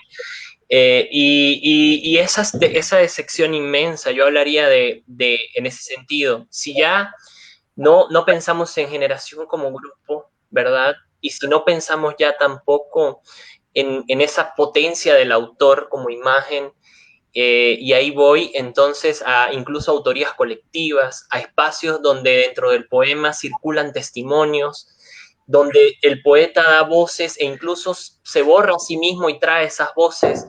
Pienso en un libro, por ejemplo, de Jacqueline Goldberg que se llama Nosotros los Salvados, que está construido con testimonios de sobrevivientes del Holocausto en Venezuela, y donde ella ordena a partir de una serie de testimonios que ella misma recopiló esos textos, ¿no? Entonces, ¿cómo de alguna manera el poeta hoy en día se convierte en una especie de curador de ese texto y trae, y claro, están los casos de, por ejemplo, Sara Uribe en México, y diría también un poco de Héctor Hernández Montesinos con Debajo de la Lengua y ese libro de tantas reescrituras, más de 200 reescrituras, de autores latinoamericanos. Entonces, un poco que creo que tal vez la idea de utopía, más que una cuestión política, porque en mi caso de verdad que vengo de Venezuela con toda esta situación tan compleja y llego a Brasil y me consigo con esta situación triplemente compleja en un sentido de borradura política de espectro, ¿no? Y derecha-izquierda, y ahí ya todo allí cae para mí, ¿no? En ese sentido. Lo que quiero decir es que para mí es muy difícil, cargo con mi familia, como pienso acá, siendo migrante, etcétera, intentando continuar, pero además creo que para mí la utopía realmente representa continuar escribiendo. Realmente creo que la utopía es la escritura misma, en el sentido de resistir. Yo podría quedarme en silencio frente a las vicisitudes, podría simplemente decir, bueno, nada, tengo que seguir haciendo un montón de cosas para poder continuar sobreviviendo en esta marea que ha tocado y que hemos vivido muchos venezolanos, pero el poema es una manera de resistir, y es una manera de resistir, y habrá gente que escriba con un cierto sentido, tono político, habrá gente que lo haga de otra manera. No podría saber a ciencia cierta qué pasa. Lo que sí creo es que es época de grandes poemas, es época de autorías mezcladas, es época de apropiaciones, y es época, sobre todo, donde hay una predominancia por intentar entender al otro también de alguna manera, y ese otro pueden ser muchos, y ese otro puede ser un otro histórico también, que viene desde la historia a contarnos otra cosa que pasó en nuestros países, en nuestra América Latina. Y a propósito de lo que mencionaba Ali, no sé dónde leí, porque ahora se me borró completamente de la cabeza, pero lo voy a decir, y es que cuando Néstor Perlonguer fue a presentar su libro, tal vez ese, Alambres, en España, no fue nadie. Entonces allí está como esos inmensos divorcios, tal vez, de esos espacios. Es una anécdota que leí en algún lugar, después puedo buscarla con más calma y te la envío, Ali, donde tal vez esa escritura que se perfilaba como neobarrosa, ¿no? Que ya venía del barroco, y entonces allí aparecemos como en esa innominable escritura latinoamericana donde corroen y corresponden flujos. Y aquí, por ejemplo, hay una poeta que me gusta mucho que se llama Yoselivia Anabaptista, ahora traducida al español por Reinaldo Jiménez, que es una cosa que cuando tú la ves, tú dices, wow, ¿y cómo tú piensas, cómo se vería esto en otras lenguas, no? Entonces parece que a veces estamos trayendo cosas de afuera y nosotros no nos llevan a nosotros para ninguna parte, ¿no? Entonces es un poco eso, y tal vez la utopía sea la escritura misma en el sentido de poder crear esa red de contacto y de exploración para poder nominarnos de alguna manera.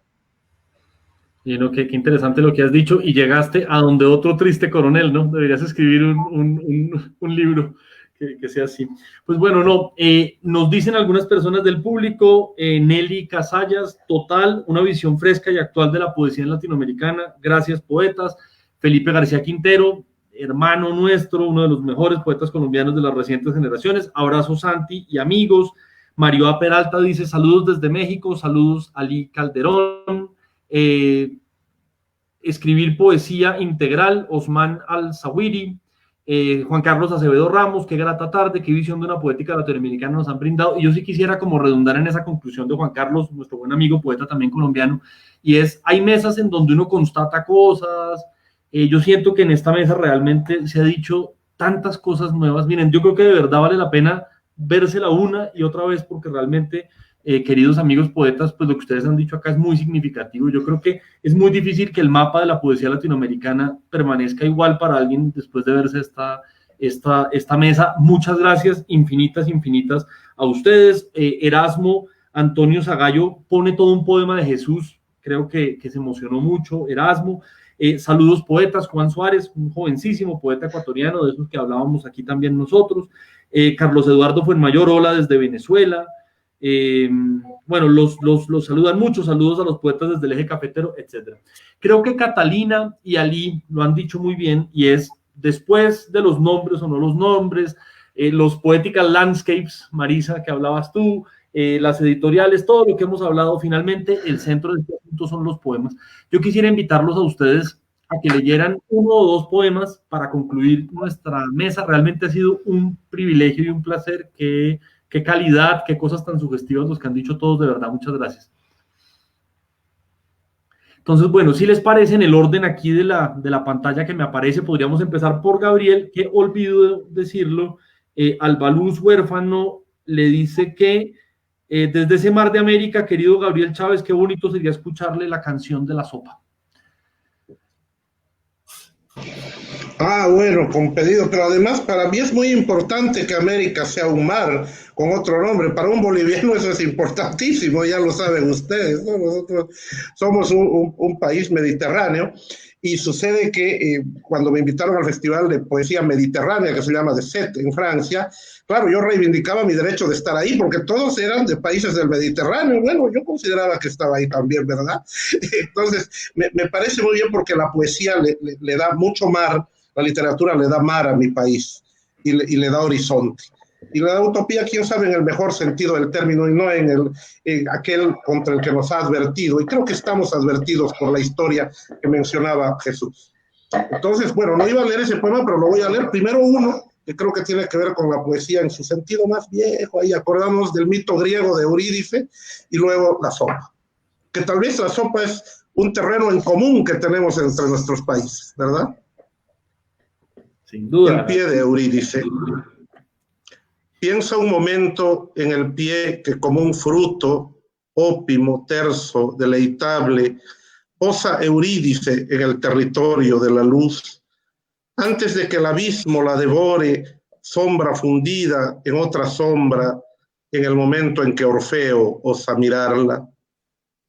Piensa ahora en el otro pie de Eurídice, aquel que, como un fruto oscuro, el sol no baña sino el agua de Aqueronte, en el pie que mordiera la serpiente, el que se queda atrás y que la arrastra, el pie mortal, ¿Acaso la poesía es una Eurídice tendida como un arco entre las zonas de la luz y de la sombra que están dentro de Orfeo? Ocurre breve cuando el poeta osa mirarla, verse a los ojos, y porque la mira deja de estar. Tal vez muchas otras cosas son Eurídices. Nosotros, entre la sabiduría y el deseo, la memoria y el olvido, el adentro y el afuera, o todo lo que existe entre las reminiscencias del ser y del no ser. Y ahora busquemos la canción de la sopa. En tiempos de mi abuelo, las familias eran grandes, vivían en grandes casas, grandes o chicas, pero grandes, inclusive diminutas, pero grandes. Comían alrededor de grandes mesas, mesas fuertes, cubiertas o no de mantel largo, pero bien establecidas en el piso. Con cucharas enormes comían la sopa en los grandes mediodías. La sopa extraída con grandes cucharones de unas enormes soperas. Se reunían juntos después a oír la radio, a tomar café, a fumarse un cigarrillo sin grandes ni pequeños cargos de salud o de conciencia. Mamá, bordando a veces y a veces tejiendo, veía sucederse a los hijos y a los nietos en un ininterrumpido y gran bordado. Papá, la autoridad papá, llegaba todas las tardes a las 6 montado en un gran auto americano, en un gran caballo, o con un gran estilo de caminar, para pasar la noche junto con los hijos y los nietos que el tiempo no había interrumpido, salvo aquel que enfermó, aquel que se fue, dejando un enigma y una sensación de vacío, una enorme sensación de vacío, flotando con el humo de los cigarrillos sobre la sobremesa de la cena. A veces, en esos momentos, papá, la autoridad papá, dejaba de escuchar los sonidos de la radio y quería estar solo consigo mismo, simplemente no estar ahí, tal vez estar corriendo por alguna lejana carretera con una rubia parecida a mamá cuando no era mamá, montado en un gran auto americano o en un gran caballo o con un gran estilo de caminar aún no vejado por el tiempo. Mamá, a su vez, algunas sobremesas, sentía un nudo en la garganta, un nudo que después salía flotando de su boca montado en un gran suspiro, un enorme nudo que se enredaba en el vapor de su taza de café, con unas volutas que le robaban la mirada y la hacían desear estar sola, simplemente no estar ahí, escuchando los llantos de las últimas hijas y los primeros nietos. Así fueron los años, vinieron los cafés y los cigarrillos y un día la gran casa se fue quedando sola, las enormes soperas vacías, las cucharas mudas de una enorme mudez que a hijas y nietos nos persiguió a lo largo de miles de kilómetros de carretera, de cable, de teléfono, de grandes ondas que ya no se miden en kilómetros. Incluso aquel que enfermó, el primero en partir, como cada quien que bebió de esa sopa fue alcanzado por la mudez que se metió en su pecho por la gran boca abierta de un enorme bostezo. Esa noche compró una breve sopa instantánea y entre sus mínimas volutas se permitió un pequeño llanto. No podía tomar la sopa. En su diminuto departamento no había una sola cuchara, una sola mesa bien fundada, algo que vagamente pudiera parecerse a la felicidad y sus rutinas. Entonces pensó en los tiempos de su abuelo, o del mío, o del tuyo, cuando las familias eran grandes, vivían en grandes casas, grandes o chicas, pero grandes, inclusive diminutas, pero grandes, y veían sucederse a las hijas y a los nietos en un ininterrumpido y gran bordado, con enormes hilos invisibles, abrazándolos a todos en el aire. Muchas gracias y un abrazo en el aire, en las ondas para todos. Gracias a ti, Gabrielito. Hermosos poemas. Muchas gracias. Como siempre, es un gusto conversar contigo y tenerte aquí. Ali Calderón. Bueno, leo uno. Cuando cieno, bruma y nada, uno son y ayuso arriba y todo ha fragmentado. Cuando aquel que fuiste un día aparece, otro un extraño, pérfido a los ojos, y brama, bruñe la penumbra en rostros incognoscibles, acres uno mismo. o si el terror la imagen trastoca y envilece y aún malogra, corrompe por dentro, o si llegar a ser ha sido desasirse de aquello que se fue y no se recuerda, si un accidente inolo perentorio somos, un dato inocuo, sarcoma, carcinoma, la derrota que soy que contamina.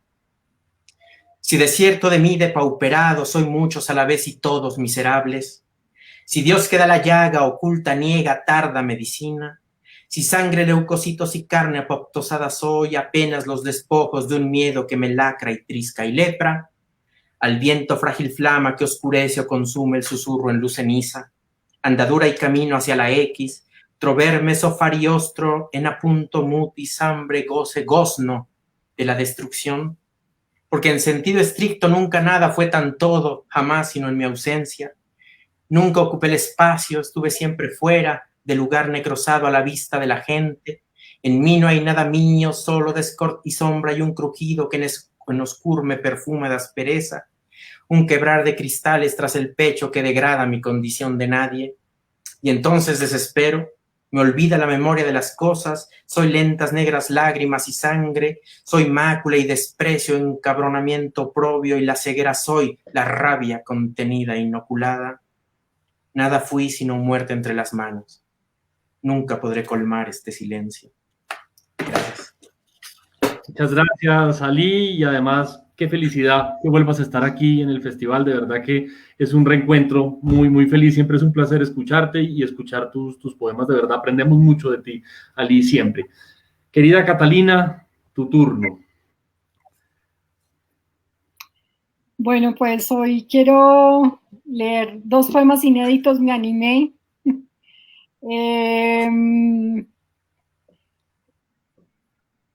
Y hablan un poco de este momento. Guerra Fría, este está dedicado a Juan Felipe Robledo. A veces veo al niño que se esconde en tu rostro, el que nació un ante... Ay, perdón. Es que estoy leyendo desde el teléfono, ya. Vuelvo a empezar. A veces veo al niño que se esconde en tu rostro, el que nació un año antes de la llegada del hombre a la luna y que jugaba con un módulo lunar que destruyó pronto, el que todavía se entusiasma con películas de submarinos y espías rusos. A veces me burlo de los mitos de tu infancia, pero me enternece reconocer que eres hijo de la Guerra Fría, aunque hayas crecido en este país tropical. Algo de ese niño queda en ti, a pesar de que ese mundo ya no existe y podemos imaginar el fin del nuestro. Y pandemia. En esos días todos nos volcamos a las pantallas y a través de ellas pudimos entrar en las habitaciones de poetas que admiramos. Recorrimos con nuestros ojos sus libros desordenados, fotografías en las estanterías, curiosos objetos cubiertos de polvo, algún jardín. Y a pesar del tiempo detenido y el miedo a la muerte, las palabras fueron nuestro refugio. Muchas gracias. Muchas gracias a ti, Cata, y además pues este regalo que nos has dado de 2 poemas inéditos. Aprovecho también para recordarles a los que nos escuchan que vamos a tener aquí en el festival un lanzamiento de las novedades de Pretextos, en la que está por supuesto el último libro de Catalina, 2 veces extranjeros, que creo que fue de los últimos libros que salió antes de la pandemia, Cata, ¿cierto? Llegó incluso tarde, en parte por lo que se vivió, un libro bellísimo. También estará María Gómez Lara con su segundo libro y Amalia Moreno con el libro que ha ganado el premio Archipreste de Edita en España, para que también lo sigan. Me parece que esto es el sábado próximo. Muchas gracias, Cata. Marisa. Bueno, voy a leer 2 poemas, esperando que me alcance la batería del teléfono. No es porque sean tan largos, sino porque tengo 10%, advierto. Desnudo sentado en un diván. Modigliani, 1917. Sigiloso en la inocencia de tus años, con un gesto dijiste que estamos a tiempo todavía. Caminan por el lienzo vacío de tus ojos, alacranes perfectos, sin pinzas del dolor. Junto al interruptor, tu puño contra el mío, con el ímpetu que solo puede dar lo que es verdad. Efímeras criaturas, medusas con espigas irisadas en un lago inacible, donde un ciervo bebía tu sudor y de tu brazo saltaba hacia otro bosque tatuado por mi piel. Rodé bajo la cinta sin bordes de tu lengua. Este bastarse a sí mismo del instante, porque todo lo que cabe en un rayo es infinito. Fue tan real el desnudo que si ser, es decir, ser percibido, nos trajimos al mundo por el tacto. Regreso a las pisadas que llevan al origen escarbando tu cuerpo, sangro heridas abiertas de lenguaje por vértebras de niebla, paredes sin espejos que refractan latidos como grietas de cal. Después, serenidad que se desborda, que diluye su calma de fieras en reposo. El deseo es un pantano escurridizo, pero voy a pensarte por encima de esta duración. Si tropezara en la nieve, la memoria traería un alarido. Volvería mi mente a reencontrarte en este corto vaivén. Cuando te vayas, cuando digas adiós, pero pronuncies incrédulo, hasta luego, con esa luz que sabe dar solo la noche, podré pintar por fin tus ojos. Y voy a leer el último poema, que es La herencia, que es otro inédito. En el trabajo, una cuchilla eléctrica le cortó un dedo a mi padre. Dicen que levantó su pulgar ensangrentado y lo arrojó a la basura, sin hablar. En casa nos dijo que fue una herida limpia, indolora, ni siquiera sangró. Vivió en sanidad, sin 2 falanges, pero a veces las cosas rodaban por sus manos o quería agarrar una botella y arañaba la luz. Cuando le preguntaban por qué no usaba más el brazo izquierdo, respondía que era su forma de tocar, intuir la curvatura del objeto con su dedo anterior. Quizás a mí también, una cuchilla o de un pulgar.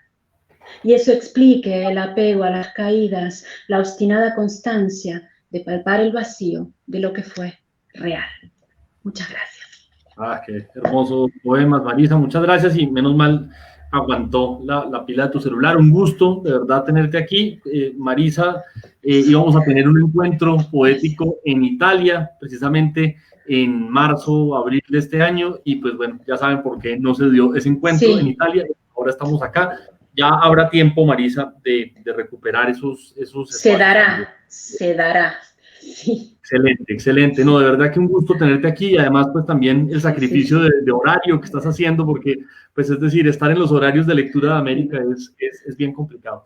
Y bueno, muchas gracias a ti. Y para cerrar esta lectura, el más joven de los poetas de aquí, Jesús Montoya, y de verdad que muchas gracias, Jesús, también por estar hoy. Un gusto, una alegría enorme también escucharte. El gusto es mío y el placer es mío por haberme tomado en cuenta para esta mesa tan maravillosa. Yo voy a leer un poema inédito que está en un libro que terminé hace un tiempo ya. El poema se llama Soliloquia. Y le quiero dedicar esta lectura a Víctor Manuel Pinto, mi gran hermano, que creo que me está escuchando de Venezuela. Dice así. A la orilla del río, cualquier animal soliloquia. En la rejilla del frío, calamar me hace la lengua y casta, ártica, soliloquia. De mesura soliloquia, invertebrada soliloquia, con las gatas de Bruna soliloquia, en las raíces alrededor de las piedras soliloquia, En los médanos, en las medusas, en los pastizales, soliloquia.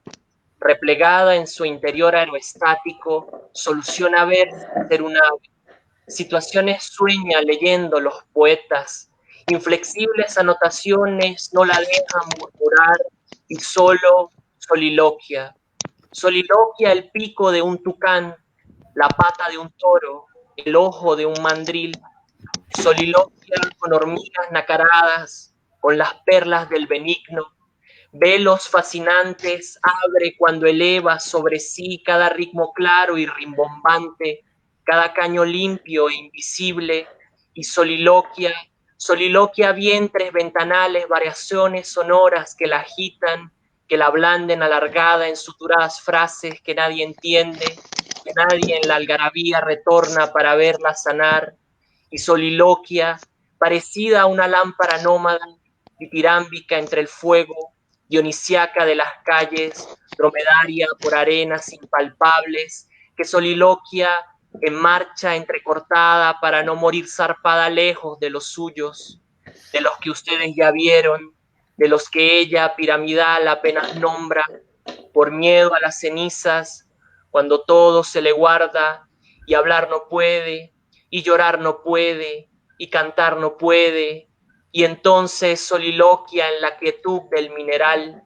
en la hiperbólica frontera que las llamas le revelan, que bendice entre relámpagos, que en los vidrios haya desvariada, que es mejor bramar, que es intransigente airar la pena, que el mármol, que la hiedra, que el sabor, que la rama de una innoble identidad que no existe, que soliloquia, que la lengua soliloquia.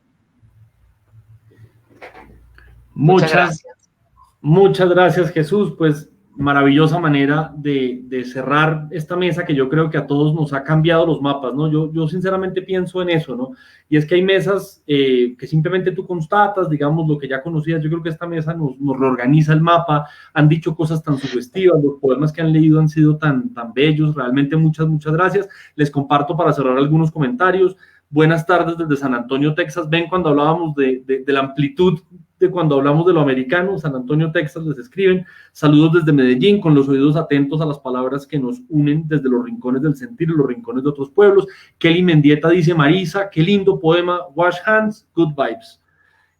Nos dice David Ríos: grandes e interesantes poemas. No hay mucho que pensar y decir sobre nuestra poesía. Totalmente de acuerdo. Aida Valdepeña: increíble poema.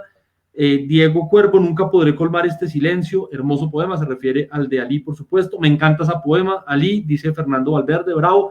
Un gran abrazo a Fernando también, muy buen amigo de todos nosotros y muy buen poeta. Y bueno, hay muchos otros comentarios que no sigo leyendo. Bueno, soliloquia, grita Diego Cuervo, en un estado de éxtasis sin lugar al que nosotros quedamos después de los poemas. A ustedes muchas gracias, poetas, qué maravilla de mesa. A todos los que nos escucharon, profesores, estudiantes, amigos, de todas partes, muchas gracias. Muchas gracias. Bueno, pues yo les quiero agradecer a todos los participantes en esta mesa de hoy. Jesús Montoya desde Venezuela, Marisa Martínez desde Italia, Catalina González de Medellín, desde Bogotá, Ali Calderón de México, desde Puebla, Chávez Casola desde Santa Cruz, Santiago Espinosa desde Bogotá. Un abrazo. Esta es la tercera de las mesas. América es un mar con otro nombre, ese bello verso de Raúl Zurita.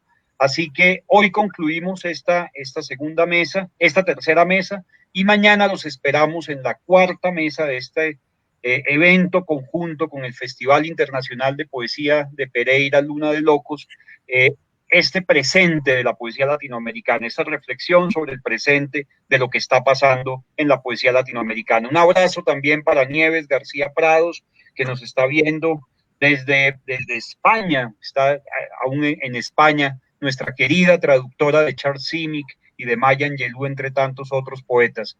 Y un abrazo para todos. Seguimos a las 5 de la tarde con la conversación y lectura de poemas inéditos de Piedad Bonet, la gran poeta colombiana, quien anunció que hoy nos iba a compartir algunos poemas inéditos. Así que un abrazo, sigan conectados a las líneas de su mano 13, primer festival de manera virtual que hacemos desde el Gimnasio Moderno. Un abrazo para todos.